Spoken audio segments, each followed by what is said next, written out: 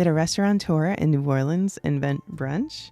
Local legend says that the late breakfast served to dock workers and butchers getting off work by Madame Béguet at her restaurant near the French Market was the beginning of the brunch tradition we know today. Another local legend says that brunch originated on Sundays after Mass when the Creoles were starving from fasting and looking to get a hearty meal. The first recorded use of the word brunch was in 1895 when Guy Barringer wrote Brunch, a plea, for Hunter's Weekly. His argument was that brunch allowed you to sleep in on Sundays, which was more desirable than waking up early for breakfast. According to the Encyclopedia of Word and Phrase Origins, quote, brunch is a dictionary accepted word for a meal.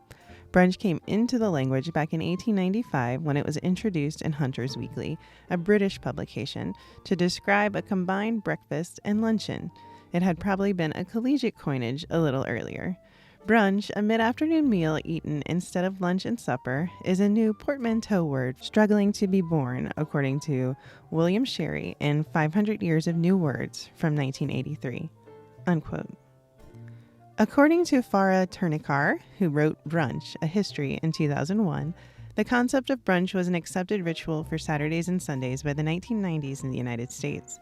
She traces the origin to the same Hunter's Weekly plea from 1895 and says that brunch comes from across the pond as a breakfast after the hunt. According to Turnikar, the first mention of the word brunch in the United States is in 1896 in the New Oxford Pen newspaper, and it was also called the varsity meal, which is alluded to in the encyclopedia's entry. It was for male college students, the only kind of college student at the time. Turnikar says that brunch didn't really take hold in the United States until the 1920s during Prohibition. It was a meal for the elite who had access to liquor to make cocktails. In the 1930s, it became a way to celebrate holidays and important milestones like weddings. In 1939, the New York Times declared that Sunday is a two-day meal, making brunch mainstream. However, Béguet's breakfast quickly transformed from a working-class meal to a society feast.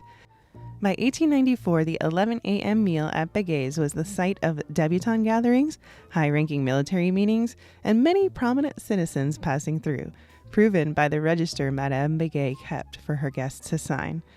In her 1906 obituary, Béguet was Queen of Cooks for over 30 years, indicating that the tradition transformed to the society class around when Madame Béguet took over directorship of the restaurant in 1877. In her cookbook, published in 1900, Madame Béguet explains that the butcher's breakfast started around 1860, exactly as local lore remembers it. Quote, when, 40 years agone, they had conceived the 11 o'clock meal for the busy choppers of chops and steaks, they had but expected a fair return.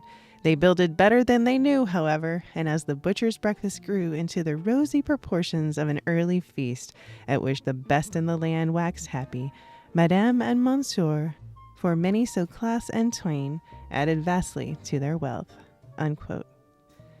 Turnikar's main distinguishing feature between what developed in New Orleans and the concept of brunch in other places is the class of the people taking part. She says it was working class people in New Orleans as opposed to the elite who could get into private clubs in New York. So, I think I will boldly disagree with the expert and reiterate that brunch, as a leisure meal for the society set, originated in New Orleans. While we did not call it brunch, the concept of a late morning meal celebrated by socialites was already a tradition in New Orleans by the 1890s. I could not find any evidence that Guy Barringer visited New Orleans, but he was a traveling journalist. He is now most known for his essay on brunch, but during his life he was known for being captured in Russia and accused of being a spy. Guy was born in 1873, so he was 22 when he wrote Brunch, a plea. More obviously, Jazz Brunch was definitely invented by a New Orleanian. We give credit to Ella and Dick Brennan for originating the concept at Commander's Palace in the Garden District. The legend is that while on a trip to London around 1974, Dick saw brunch being served in one room and a Dixieland jazz band playing in another. He knew that putting the two together would make a memorable meal and called Ella to help manifest the first Jazz Brunch. 50 years later, you can find Jazz Brunch in many restaurants in New Orleans and even beyond. Wait a minute.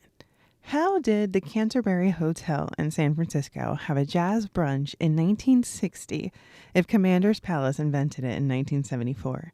Here's a jazz brunch in the Fontainebleau Hotel in New Orleans in 1969. And here is a jazz brunch special in Chicago in 1971.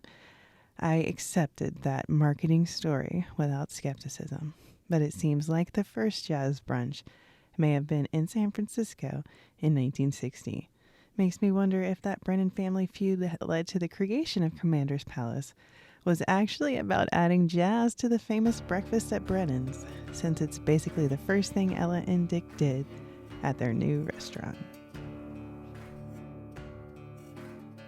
Finally, the most recent addition to the memorable meal, the Drag Brunch, also traces its origin story to New Orleans, although in a somewhat less direct way. According to Poppy Tooker, who wrote Drag Queen Brunch in 2019, the first drag brunches can be traced to Begay's breakfast, when Julian Eltinge, a female impersonator, experienced Madame Begay's magical meal.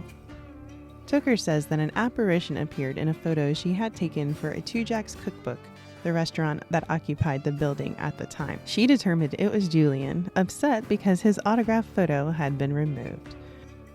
While historians have not pinpointed the first official drag brunch, in the 1980s, dinners featuring shows with female impersonators were prominent around North America, evolving into lunchtime shows by the late 80s, and soon brunch shows. The first mention of a drag brunch that I could find was Godfrey's in Richmond, Virginia, who started their Sunday drag brunch ritual in 1997. A few years prior, in 1991, Perry's in Washington, D.C. claims that they began their brunch ritual. Perry's claims to be one of the first drag brunches in D.C. Both Godfrey's and Perry's are still hosting drag brunches in 2025. Regardless of where it began, by 1998, it was spreading across the continent.